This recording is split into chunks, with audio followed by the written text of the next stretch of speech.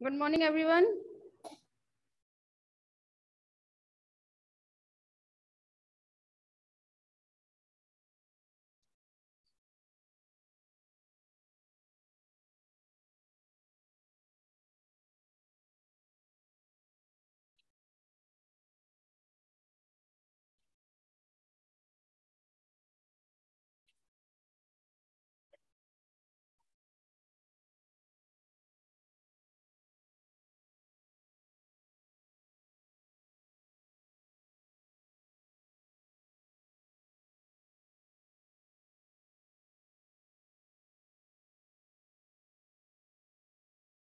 तो क्लास कल बताया जा रहा था एरिथ्रोब्लास्टोसिस फीटलिस, एम आई राइट?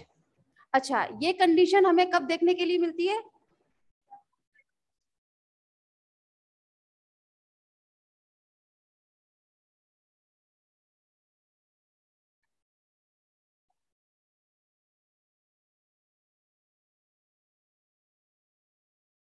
ये कंडीशन होती है जब, है ना, जब RH पॉजिटिव लड़का RH नेगेटिव लड़की से शादी कर लेता है तो होने वाला जो चाइल्ड है, ठीक है, फर्स्ट चाइल्ड तो वो नॉर्मल होगा, ठीक है, उसका बर्थ भी इजीली हो जाएगा, लेकिन सेकंड चाइल्ड के टाइम पर उसकी बहुत जल्दी जल्दी डेथ हो जाती है। प्रेगनेंसी टाइम में मोस्टली डेथ हो जाती है, लेकिन हाँ 4% चांसेस होते हैं कि वो क्या कर जाए, सर्वाइव कर जाए।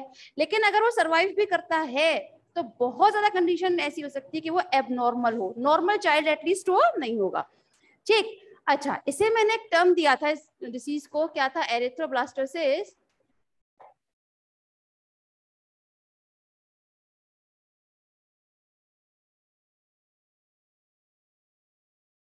बता सकता है कोई इसका मतलब? यहाँ पर अगर हम बात करें इस एरिथ्रोब्लास्टोसिस फीटलिस, तो देखिए इसे मैं अगर दो टर्म्स में डिवाइड कर दूं, ठीक है, तो एरिथ्रो मीन होता है आरबीसी, ठीक है, ब्लास्टोसिस मतलब डिस्ट्रॉय या फिर लाइसिस, लाइसिस ऑफ आरबीसी, ठीक है। फीटलिस, फीटलिस मतलब फीटस, ठीक है। ये तीनों टर्म समझ में आ रहे हैं, है ना? मतलब इस जो आपकी डिसीज होती है उसमें क्या होता है, फीटस के जो आरबीसी होते हैं उनका लाइसिस होना स्टार्ट हो जाता है। समझ में आ रही है? क्वेश्चन यहाँ पर ये आता है कि कैसे, क्वेश्चन यहाँ पर ये है कि क्यों होता है भाई ये सब। तो देखिए समझिएगा, फर्स्ट टाइम की जो प्रेगनेंसी होगी, ठीक है, तो उस दौरान RH पॉजिटिव, भाई कौन था? लड़का था, ठीक है ना, और इससे RH नेगेटिव जो लड़की थी, ठीक है ना, इसने फर्स्ट टाइम की प्रेगनेंसी में क्या किया, इस गर्ल को सेंसिटाइज्ड कर दिया, ठीक है, सेंसिटाइज्ड कर दिया किसके अगेंस्ट? RH positive. समझ में आ रही है? समझ में आ रही है कि इसने क्या किया, फर्स्ट प्रेगनेंसी में जो लड़की थी इसको सेंसिटाइज्ड कर दिया, क्योंकि इसके अंदर अब इसके एंटीबॉडीज बनने लगे। जैसे ही भाई ये इसके अंदर जाएगा तो क्या होगा, एंटीजन की तरह काम किया, ठीक है। ये लड़की की बॉडी में जाने पर किसकी तरह काम करेगा, एंटीजन की तरह। एंटीजन की एंट्री करते ही हमारी बॉडी क्या बनाती है, एंटीबॉडीज। समझ में आया? एंटीबॉडीज बनाए थे फर्स्ट टाइम में, लेकिन वो बहुत ज्यादा एंटीबॉडीज नहीं थे, थोड़े से ही बना पाया था, तो इसीलिए लड़की जो थी वो क्या हो गई, सेंसिटाइज्ड हो गई, मतलब बनना उसमें धीरे धीरे स्टार्ट हो चुके थे। इसीलिए फर्स्ट प्रेगनेंसी में चाइल्ड जो होता है वो परफेक्टली ऑल राइट होता है, क्योंकि उसमें ऐसा कुछ खतरा नहीं होता उसको, सिर्फ सेंसिटाइज्ड ही तो हुई थी लड़की, ऐसा नहीं कि बहुत ज्यादा उसमें एंटीबॉडीज का फॉर्मेशन होना स्टार्ट हो गया था, ऐसा कुछ नहीं है। लेकिन जब ये सेकेंड टाइम प्रेगनेंसी में क्या होता है, ये तो RH पॉजिटिव है ही, ठीक है, लेकिन यहाँ पर ये लड़की जो है ये सेंसिटाइज्ड है, मतलब इसमें इसके अगेंस्ट ऑलरेडी क्या बनना स्टार्ट हो गए हैं, एंटीबॉडीज। समझ में आया? अब क्या होता है, इसने फिर से सेकेंडरी टाइम में ये एंट्री करेगा एंटीजन की तरीके से, तो मतलब लड़की की बॉडी फिर से क्या बनाना स्टार्ट कर देगी, एंटीबॉडीज। कोई परेशानी यहां तक? नहीं। इम्यूनोलॉजी को याद कीजिए, मैंने आप लोगों को ये बताया था कि हमारे शरीर में जो इम्यूनोलॉजी होती है, ठीक है, एम्ब्रियो में, ठीक है, आरबीसी कहाँ बनती हैं, जितनी भी सेल्स होती हैं वो कहाँ बनती हैं, यॉर्क सैक में बनती हैं, ठीक है ना, 2 महीने तक। और कहाँ बनती हैं? लिवर में, स्प्लीन में, थाइमस में मैचुरेशन होता है। एम आई राइट? यहाँ पर हमें स्प्लीन से और उससे काम नहीं है, हमें यहाँ पर काम है लिवर से, ठीक है ना। अब एम्ब्रियो में आरबीसी का फॉर्मेशन कौन कर रहा है? आपका लिवर कर रहा है, ठीक है। ये इसने आरबीसी का फॉर्मेशन किया है, किसमें? फीटस में चल रहा है ये फॉर्मेशन, ठीक है। लड़की के बॉडी में क्या बनना स्टार्ट हो गए? एंटीबॉडीज, ठीक है। ये एंटीबॉडीज प्लीसेंटा को क्रॉस करके जाएंगे, समझ में आया? और ये जो आरबीसी बन रहे हैं ना, इनका लाइसेस स्टार्ट कर देते हैं, समझ में आ रही है? ये आरबीसी को ब्रेक डाउन, तोड़ना स्टार्ट कर देते हैं, इनका लाइसेस स्टार्ट हो जाता है, ठीक। अब थोड़ा सा कुछ दिन पहले की स्टडी पे जाएं। मैंने आप लोगों को ये बताया था कि अगर किसी भी कंडीशन में आरबीसी डिस्ट्रॉय होती है तो क्या कंडीशन देखने के लिए मिलती है हमें वहां पर? ये आरबीसी जो है डिस्ट्रॉय होती है तो उसकी लिपोप्रोटीन की जो सेमी परमिएबल मेम्ब्रेन होती है वो फट जाती है, उसमें से हीमोग्लोबिन बाहर निकल आता है, और कहाँ जाता है फिर वो? लिवर में। एम आई राइट?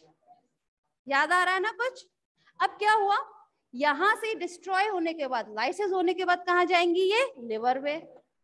तो मतलब देखा जाए लिवर आरबीसी का फॉर्मेशन लगातार कर रहा है, ठीक। उसके बाद ये जो यहाँ पे आरबीसी डिस्ट्रॉय हो रही है, इनको भी ये दोबारा से ले रहा है अपने अंदर, ले रहा है कि नहीं ले रहा है? इसको भी गेन कर रहा है। अब इस तरीके से देखा जाए तो इस लिवर पर बहुत ज्यादा बर्डन आ जाता है ना, क्योंकि इसके पास काम ज्यादा हो गया। जितना भाई उसको भाई फीटस का होता कितना लिवर है, बहुत छोटा सा, वो बहुत ज्यादा फॉर्मेशन नहीं कर सकता, लेकिन उस पर बहुत ज्यादा बर्डन होने की वजह से धीरे धीरे करके ये जो लिवर होता है उसका ये डैमेज हो जाता है। और लिवर के डैमेज होने की वजह से ही क्या हो जाएगा? जो आपका फीटस होता है उसकी डेथ हो जाती है, समझ में आई? तो ये पूरी कंडीशन होती है इस तरीके से, किस तरह बच्चे की डेथ होती है। अब आ जाइए, मैंने जो यहाँ पे 4% वो लिखवाया था कि 4% चांसेस हैं कि वो बच्चा सर्वाइव भी कर जाए।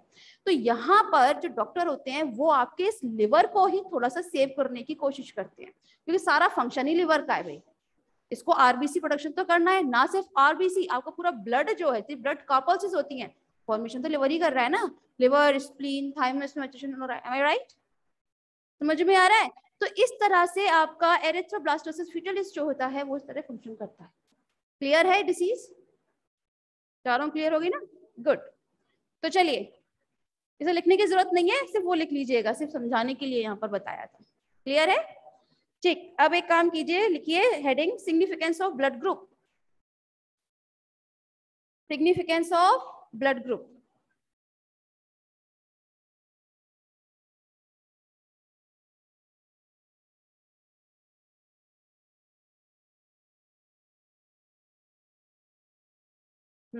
इसमें लिखिए they are important in blood transfusions. Transfusion का मतलब है एक पर्सन से दूसरे पर्सन में जब हम ब्लड ट्रांसफर करते हैं, ठीक है, किसी एक्सीडेंट के दौरान जब ब्लड लॉस होने लगता है उसे बोलते हैं। And should be taken care of as it might lead to it might lead to clotting, clotting हो सकती है ना इस कंडीशन में, एंड फाइनली डेथ। एग्लूटिनेशन की प्रोसेस हो जाएगी तो जाहिर सी बात है आगे चल क्लॉटिंग का ही रूप लेगी, and finally death. Second point, human blood is known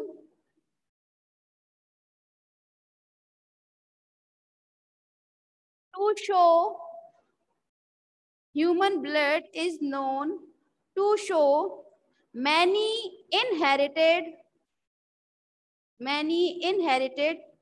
variants which are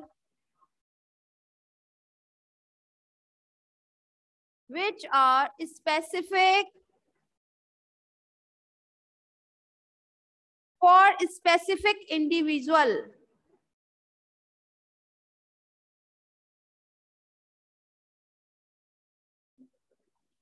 for specific individual. Third point, they show multiple allelism, multiple allelism in man. In man. हो गया? चलिए क्लास, अब हम लोग बात कर लेते हैं हमारे नेक्स्ट टॉपिक के बारे में, that is a blood clotting.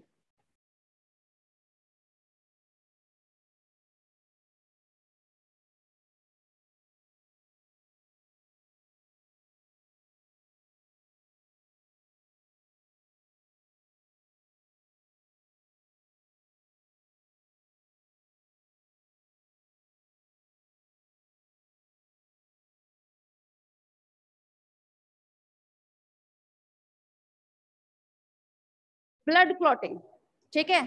Question यहाँ पर आता है ब्लड क्लॉटिंग क्या होता है, तो आप लोग जानते ही हैं, ठीक है ना. टिश्यू के डैमेज होने से जो आपका थर्मोप्लास्टिन होता है वो बाहर आता है, और जैसे आपके एयर के कांटेक्ट में आता है वैसे क्या हो जाता है, वो ब्लड क्लॉट कर लेता है. एम आई राइट? अब क्वेश्चन यहाँ पर ये है कि ये ब्लड क्लॉट जो है सिर्फ बाहर ही क्यों होता है, एयर के कांटेक्ट आने पर ही क्यों होता है, ये हमारे ब्लड वेसल्स में क्यों नहीं हो जाता, ब्लड कैपिलरीज में क्यों नहीं हो जाता. एंटीकोगुलेंट प्रेजेंट होता है. अब शांत रहिएगा आप. यह एंटी कोगुलेंट कौन सा है, कुछ दिन पहले ही मैंने डिस्कस किया है अभी ल्यूकोसाइट्स में. एग्जैक्टली हिपेरिन, ठीक है. क्वेश्चन यहाँ पर ये आता है हिपेरिन. हिपेरिन के बारे में आप लोग जानते हैं, बेसोफिल के उस कंटेन रहता है, एम आई राइट. लेकिन इसे बनाता कौन है, तो इसे बनाएगा आपका लिवर, ठीक है ना. लिवर इसको प्रोड्यूस करता है और हिपेरिन रहेगा आपका बेसोफिल में, ठीक है ना. अच्छा, हिपेरिन की प्रेजेंस की वजह से ही क्या रहता है, हमारे ब्लड वेसल्स में कभी भी ब्लड क्लॉट हमें देखने के लिए नहीं मिलता, ठीक. अब एक क्वेश्चन आता है कि ब्लड क्लॉट होता क्यों, तो ब्लड क्लॉट पढ़ने से पहले हमें कुछ देखने पड़ेंगे ब्लड क्लॉटिंग फैक्टर.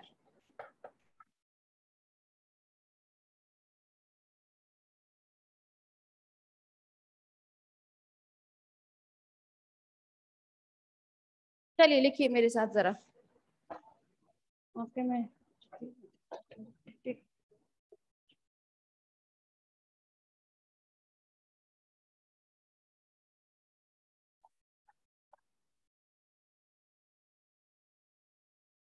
अच्छा, एक खास बात और समझिएगा, जो ब्लड क्लॉटिंग फैक्टर जो होते हैं, ठीक है ना, वैसे तो होते हैं 13, ठीक है. लेकिन इसमें से एक को फैक्टर होता है जिसे हम बोलते हैं एसिलरेन, ठीक है ना. उसे हम आज के टाइम में ब्लड क्लॉटिंग फैक्टर की तरह कंसीडर नहीं करते हैं. तो अब सिर्फ और सिर्फ आपकी बुक में कितने देखने के लिए मिलेंगे, 12, ठीक है ना. मैं यहाँ हालांकि 13 लिखवाऊंगी, लेकिन आपकी बुक में जो है वो 12 दे रखे हैं, तो आप लोगों को कंफ्यूज नहीं होना है, ठीक है ना. और बता भी दिया जाएगा क्यों. क्लियर है? तो टोटल कितने होते हैं, 12 या 13, जितना भी आप लिखना चाहें.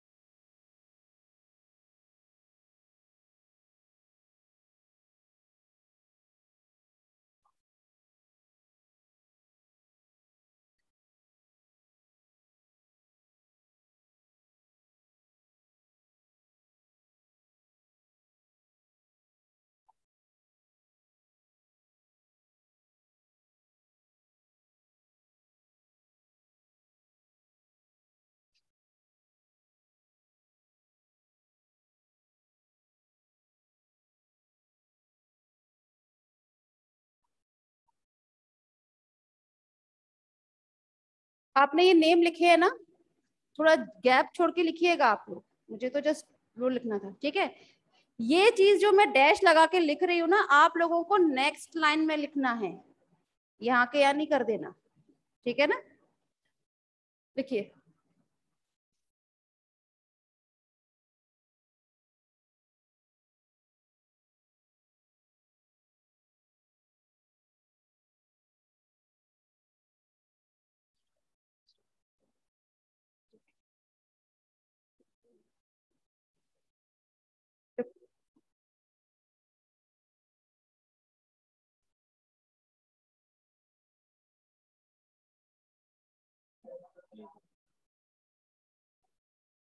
हाँ, एक सेकंड।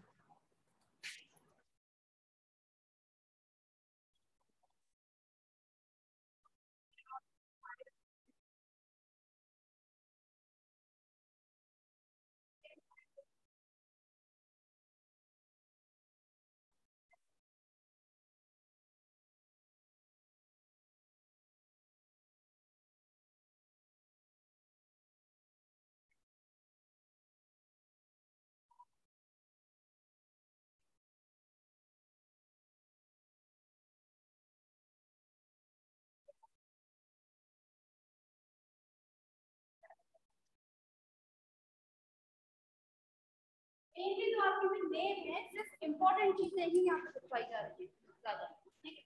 जैसे फर्स्ट है आपका फाइब्रिनोजन, ठीक है ना। आप लोग जानते हैं फाइब्रिनोजन कैसा होता है, राइट, तो आपके ब्लड प्लाज्मा में सॉल्युबल कंडीशन में, ठीक। ये बाद में किसमें कन्वर्ट हो जाता है, फाइब्रिन में। फाइब्रिन कैसा होता है,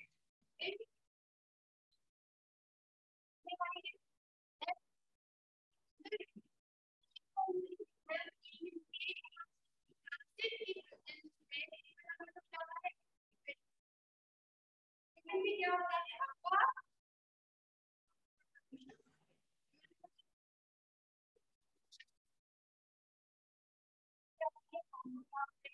थ्रोम्बोप्लास्ट की अगर हम बात करें, भैया मैं ब्लड क्लॉटिंग कब होगी, जब हमें चोट लगी। चोट लगने के बाद थ्रोम्बोप्लास्टिन पहले तो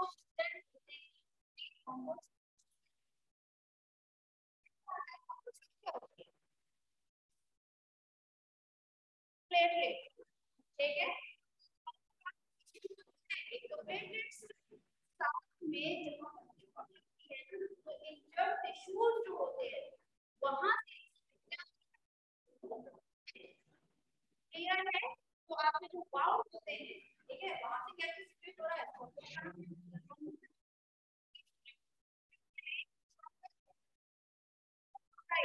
प्लेटलेट्स से हो रहे हैं, ठीक है। और जैसे ही वो सीक्रेट होना स्टार्ट हो जाते हैं, वैसे ही क्या करेंगे, क्लियर है, होता है, ठीक है। अगर हम बात करें कैल्शियम आयन की, आप लोग जानते हैं कैल्शियम आयन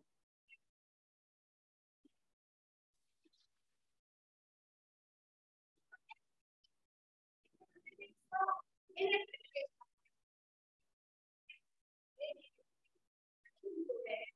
तो आपको का, ठीक है।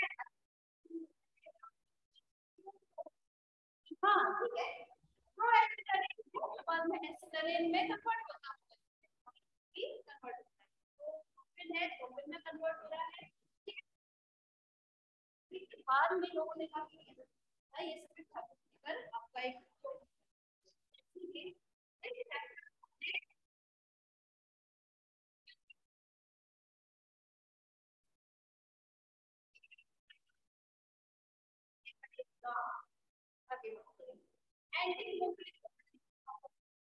एंटी हेमोफिलिक क्या होता है ये भाई, एंटी हेमोफिलिक फैक्टर की कमी हो जाएगी तो हार्ट फेलियर की हो जाएगी।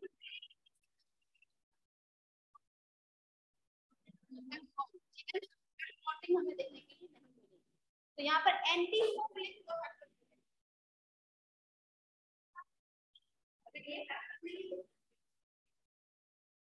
समझ में आए।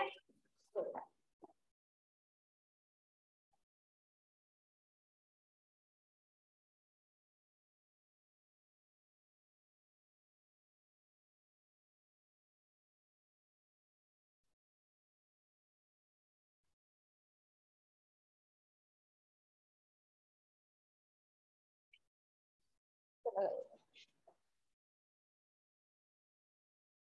भाई, कहाँ तक लगा था? एंटी हीमोफिलिक है ना।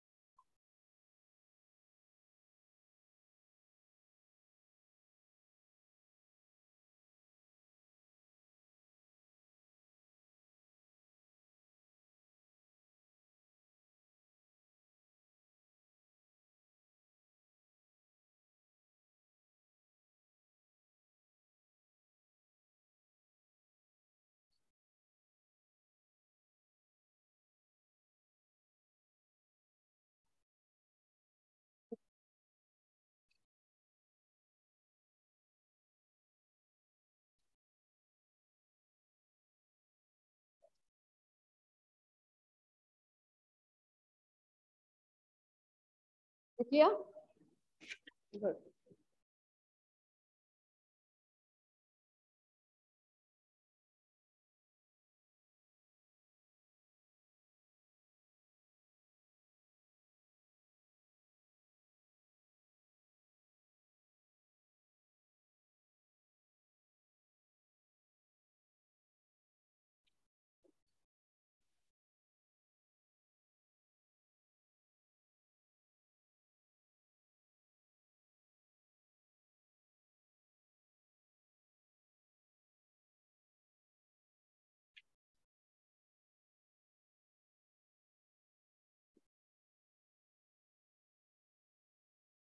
हो गया क्या?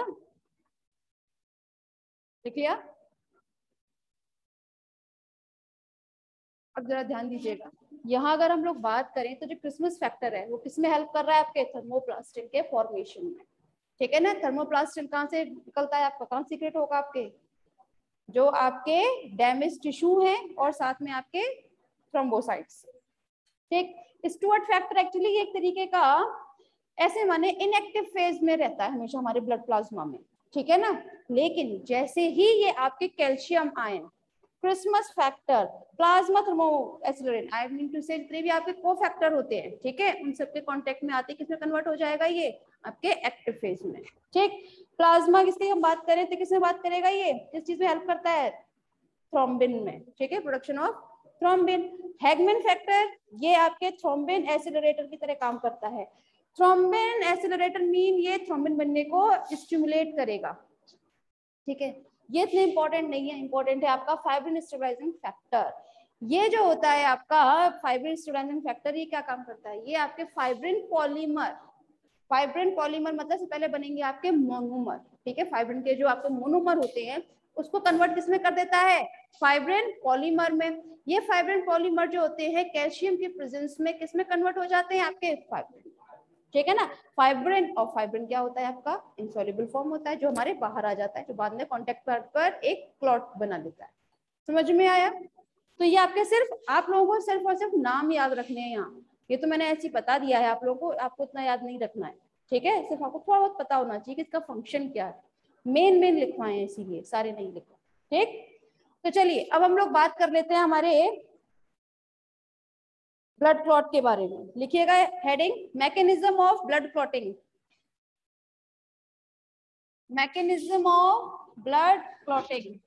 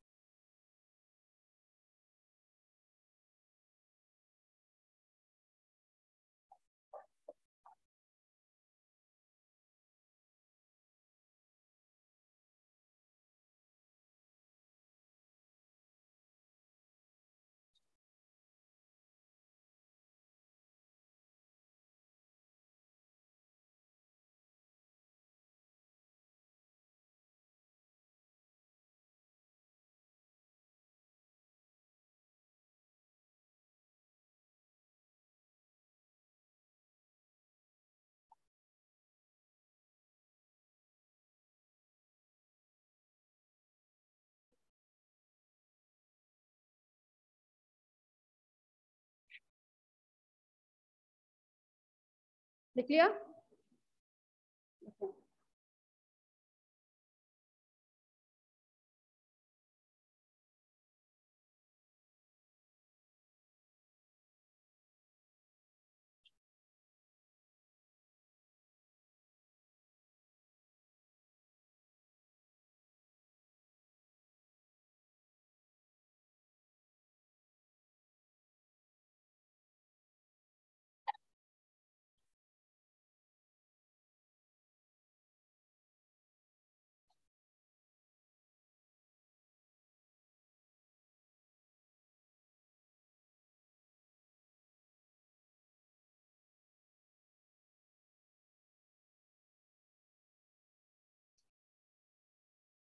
हो गया?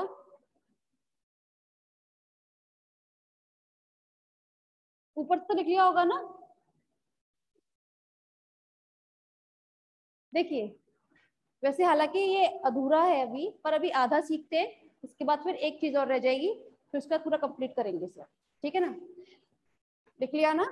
देखिए, इसमें होता क्या है, जनरली हम मैकेनिज्म जब पढ़ते हैं ना ब्लड क्लॉटिंग की, तो उसे हमें 3 स्टेप में क्लियर करना होता है। ठीक है, अभी आपने सिर्फ 2 स्टेप लिखे हैं। ठीक है, अभी एक स्टेप और रह गया है। तो सबसे पहले क्या होगा, थ्रोम्बोप्लास्टिन जो है वो सीक्रेट होगा। ठीक, क्वेश्चन आता है थ्रोम्बोप्लास्टिन कहाँ से सीक्रेट होता है, तो एक तो आपके इंजर्ड जो होंगे, ठीक है ना, इंजर्ड टिश्यू, और साथ में जो वाउंड टिश्यू होंगे, ठीक है ना, वहां से क्या चीज सीक्रेट होती है, थ्रोम्बोप्लास्टिन। और साथ में आपके जो प्लेटलेट होते हैं, ठीक है ना, तो प्लेटलेट के डिग्रेडेशन से क्या होना स्टार्ट हो जाती है, आपकी प्लेटलेट फैक्टर 3 जो है वो सीक्रेट होना स्टार्ट होती है। कहने की बात ये है, यहाँ से प्लेटलेट से भी आपका थ्रोम्बोप्लास्टिन जो है ना वही निकलता है। ठीक है ना, सीक्रेट आपका हो रहा है क्या, थ्रोम्बोप्लास्टिन ही है। ठीक है, लेकिन यहाँ पर लिखने का थोड़ा तरीका अलग हो जाता है कि यहाँ पर जो इंजर्ड टिश्यू थे, ठीक है ना, यहाँ पर उसने क्या काम किया था, जो थ्रोम्बोप्लास्टिन एक्टिवेटर जो थे, ठीक है, उन्होंने काम किया, और जिसकी वजह से क्या हो गया, यहाँ पे थ्रोम्बोप्लास्टिन में ये कन्वर्ट हो गया। क्लियर है? अब ये थ्रोम्बोप्लास्टिन एंड प्लेटलेट फैक्टर 3, ये दोनों ही कैल्शियम और कुछ प्लाज्मा प्रोटीन के कांटेक्ट में आते हैं। ठीक है, और किसमें बदल जाते हैं, एक प्रोथ्रोम्बोकाइनेज नाम के एंजाइम में। ठीक है, किसमें कन्वर्ट हो रहे हैं, एंजाइम में कन्वर्ट हो रहे हैं ये। क्लियर है? अब क्वेश्चन देखिए, काइनेज एंजाइम, जनरली हम लोग काइनेज एक एंजाइम के उसमें ही हम टर्म यूज करते हैं। ठीक है ना, तो नाम से पता चलना चाहिए, इट इज अ एंजाइम। ये एंजाइम करता क्या है, अब हम आएंगे हमारे सेकंड स्टेप पर। सेकंड स्टेप क्या है, conversion of prothrombin into thrombin. ठीक है ना, तो प्रोथ्रोम्बिन को किसमें कन्वर्ट करना है, यहाँ पर थ्रोम्बिन में। प्रोथ्रोम्बिन क्या होता है, ये थ्रोम्बिन का इनएक्टिव फेज होता है। ठीक है, ये जो इनएक्टिव फेज है, ये फर्स्ट स्टेप में जो प्रोथ्रोम्बोकाइनेज एंजाइम था, ठीक है ना, इसके और साथ में कैल्शियम आयन, उन दोनों के कांटेक्ट में आता है और किसमें कन्वर्ट हो जाता है, एक्टिव थ्रोम्बिन में। समझ में आ रहा है? और आप लोग जानते हैं थ्रोम्बिन कैसा होता है, इनसॉल्युबल कंडीशन में होता है। समझ में आ रही है इतनी बात? कोई परेशानी इन दोनों स्टेप में? क्लियर? इसे हम एक बार फिर से रिवाइज करेंगे हालांकि।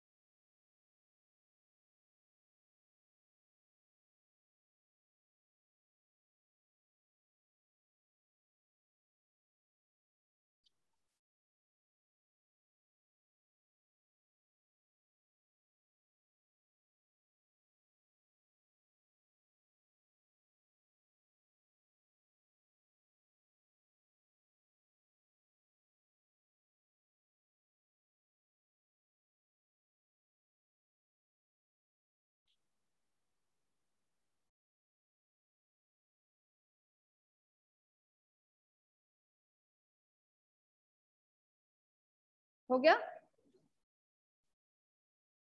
देख लिया ना, गुड। अब देखिए, अब हम लोग बात करेंगे हमारे थर्ड स्टेप के बारे में, ठीक है ना। तो सेकेंड स्टेप में क्या बना था हमारे पास, थ्रोम्बिन था ना। ये थ्रोम्बिन किस में कन्वर्ट हो जाएगा, फाइब्रिनोजन में होगा। फाइब्रिनोजन कैसा कंडीशन होती है, इसकी सॉल्युबल कंडीशन होती है, ठीक है ना। तो थ्रोम्बिन जो है कन्वर्ट हो जाएगा आपका फाइब्रिनोजन पेप्टिडाइड मोनोमर में, या मैं कहूँ फाइब्रिनोजन का मोनोमर बनता है। मोनोमर सबको समझ में आ रहा है, ठीक है ना। तो यहाँ पर फाइब्रिनोजन का मोनोमर बनता है, जो बाद में किस में कन्वर्ट हो जाता है, इसके पॉलीमर में। समझ में आया, तो इसीलिए मैंने यहाँ लिखा हुआ है, या तो फाइब्रिन लिखें आप, फाइब्रिन पॉलीमर सॉल्यूशन, ठीक है। या फिर आप यहाँ पे यूज भी कर सकते हैं क्या चीज, फाइब्रिनोजन, ठीक है, क्योंकि अभी फाइब्रिन बना नहीं है आपका, ठीक है, सिर्फ उसका क्या बन रहा है, पॉलीमर बना है अभी। ये पॉलीमर कैल्शियम एंड जो आपका ब्लड क्लॉटिंग फैक्टर 13 था, ठीक है ना, 13 कौन सा था, फाइब्रिन स्टेबलाइजिंग फैक्टर, ठीक है ना।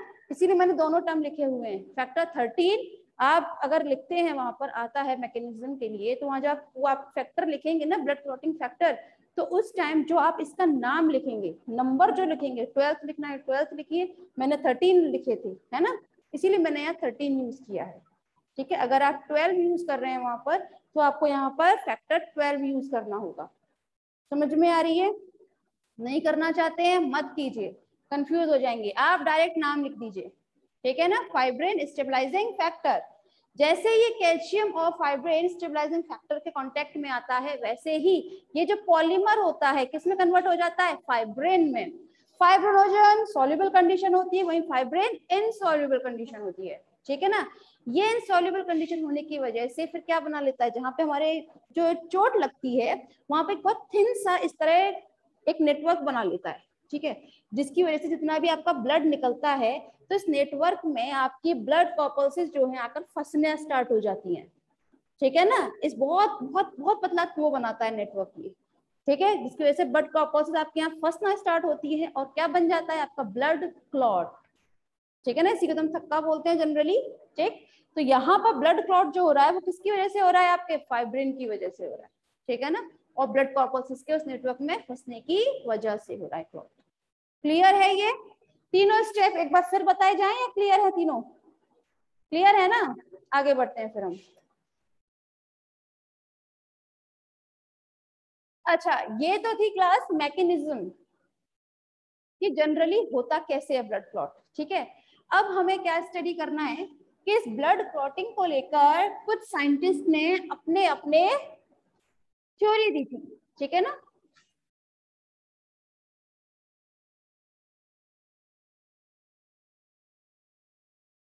तो चलिए वन बाय वन पढ़ लेते हैं हम।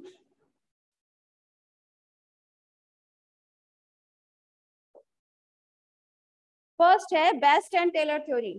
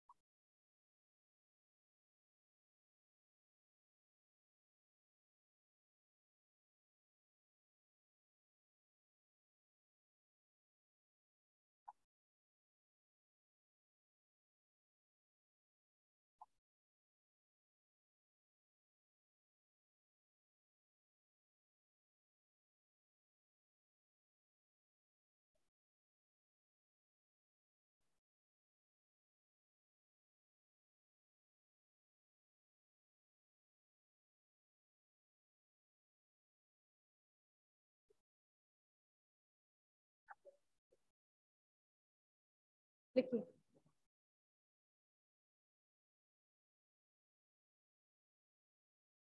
ये थोड़ा इंपॉर्टेंट है, ठीक है। बेस्ट एंड टेलर थ्योरी आपके में अगर आती है तो या तो मैकेनिज्म आएगी, ठीक है, तो आपको मैकेनिज्म तो पूरा लिखना है, ठीक है, तीनों स्टेप। अदरवाइज कोई भी एक थ्योरी लिखने के लिए आ सकती है, ठीक है, मैकेनिज्म के साथ कोई भी एक थ्योरी दीजिए आप। तो बेस्ट और टेलर की जो थ्योरी है ये सबसे अच्छी मानी जाती है इसमें। आप लोगों की बुक में नहीं है शायद ये, बुक में यही कुछ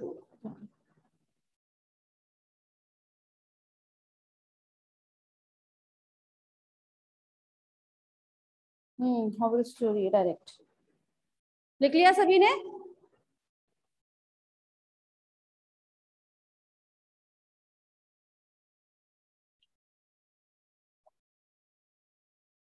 लिख लिया ना?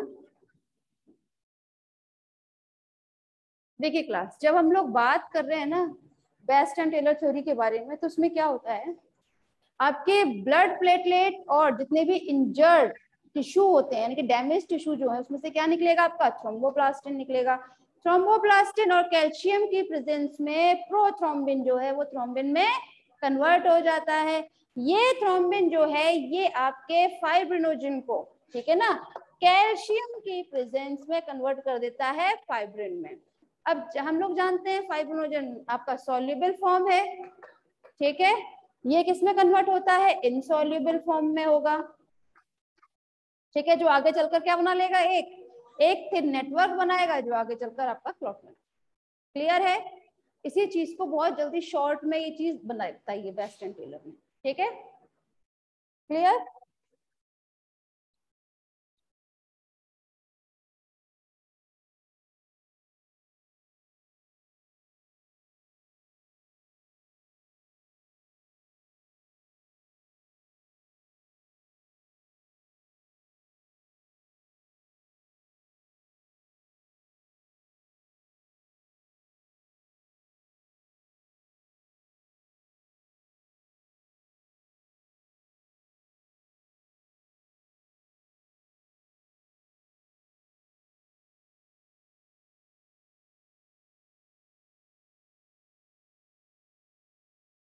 हो गया?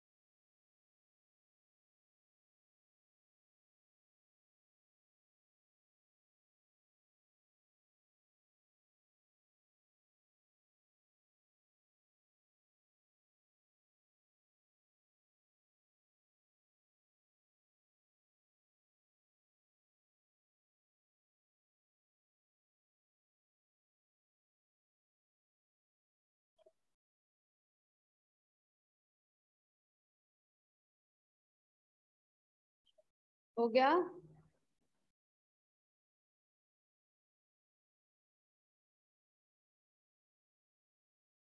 देखिए क्लास, जब हम लोग बात कर रहे हैं हॉवेल्स थ्योरी के बारे में, ठीक है ना, तो हॉवेल ने क्या कहा था, ब्लड है, ब्लड को दो पार्ट्स में डिवाइड करते हैं, ब्लड कॉर्पल्सेस एंड प्लाज्मा।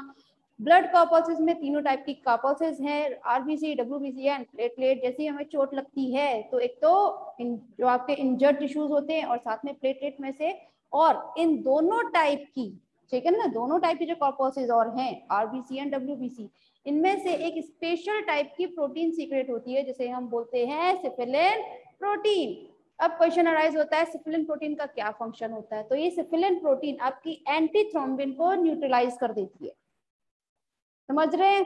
अब क्वेश्चन आता है क्यों करती है? एंटी थ्रोम्बिन, अगर एंटी थ्रोम्बिन आपके ब्लड प्लाज्मा में प्रेजेंट रहेगा तो ये कभी भी थ्रोम्बिन में कन्वर्ट नहीं होने देगा प्रोथ्रोम्बिन को। समझ में आ रही है? तो अगर आप चाहते हैं कि प्रोथ्रोम्बिन थ्रोम्बिन में कन्वर्ट हो तो उसके लिए जरूरी है कि इस एंटी थ्रोम्बिन को पहले न्यूट्रलाइज किया जाए, ठीक है।